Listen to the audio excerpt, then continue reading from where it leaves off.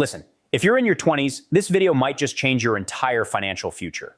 I'm not here to sugarcoat anything. Most people are out here making the same dumb money mistakes over and over again, and no one is telling them how to fix it. So I'm here to do just that, because if you don't get your finances in order right now, you're setting yourself up for years of stress, regret, and missed opportunities. I know, because I made a lot of these mistakes myself. So today I'm breaking down the biggest money mistakes that are keeping you broke, and more importantly, exactly how to fix them, step by step. Let's get into it. Let's start with the biggest trap. You work, you get paid, you spend it all, and then boom, you're back at zero waiting for the next paycheck. And before you say, well, life is expensive, trust me, I know, rent is insane. Groceries feel like robbery. And somehow, your bank account still dries up before the next payday. But here's the real issue.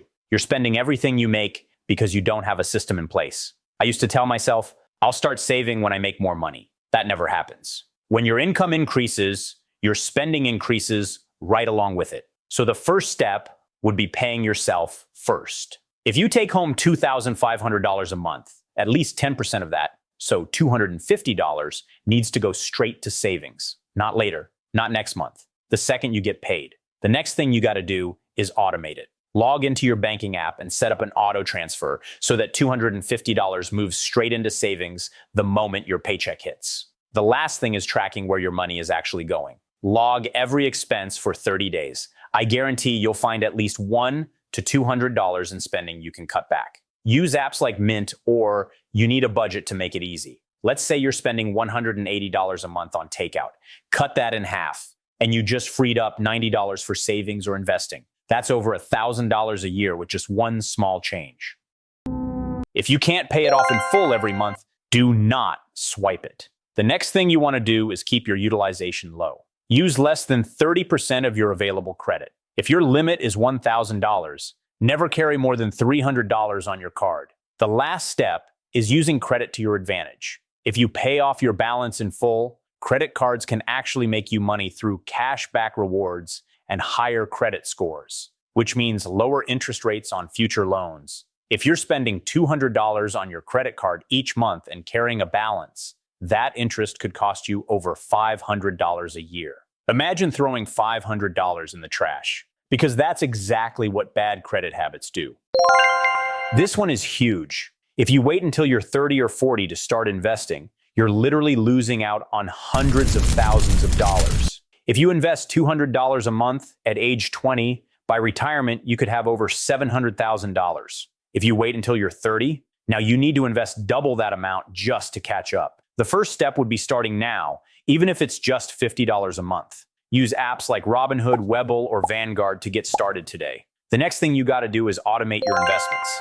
Set up a recurring deposit into an S&P 500 index fund, like VOO or VTI, and forget about it. The last step, think long-term. Stop chasing meme stocks or crypto pumps. Slow, consistent investing wins every single time. If you invested $10 a day, you could become a millionaire by retirement. If you invest nothing, you stay broke. Simple as that.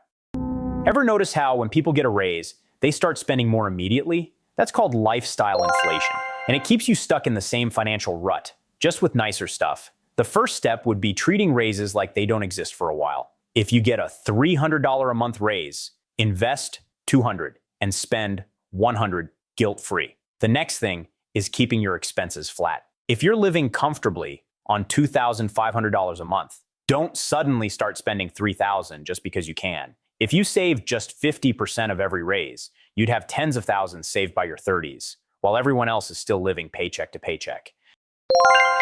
One of the biggest lies keeping people broke is thinking they need to know everything before they start saving, investing, or building wealth. Let me hit you with a truth bomb. You will never feel 100% ready. I've seen people sit on the sidelines for years saying, I'll start investing when I understand the stock market. I'll start saving when I have a better job. I'll start budgeting when I make more money. Meanwhile, people who just start small, make mistakes, and learn as they go are already years ahead. The first step would be taking one small action today. Open a high-yield savings account, invest $5 in an index fund, or track your spending for the next 7 days. Just do something. The next thing is focusing on perfection, not progress. You don't need to be a finance expert to start saving or investing. Just start and tweak things along the way. The last step is keeping yourself educated. Follow finance creators, read books like I Will Teach You to Be Rich or The Simple Path to Wealth, and surround yourself with people who are serious about money. If you start investing $10 a week today, even without knowing everything, you could have six figures in your future. If you wait until you feel ready, you could be losing years of growth. All right, these are the biggest financial mistakes keeping people broke. But now you know exactly how to fix them. Which of these mistakes have you made or are you still making? Drop it in the comments. Let's talk about it. If this video helped you, do me a favor. Hit that like button. Subscribe for real, no BS financial advice. We're building a community of smart, money-savvy people, and you're part of it now. Stay smart with your money. I'll see you in the next one. Peace.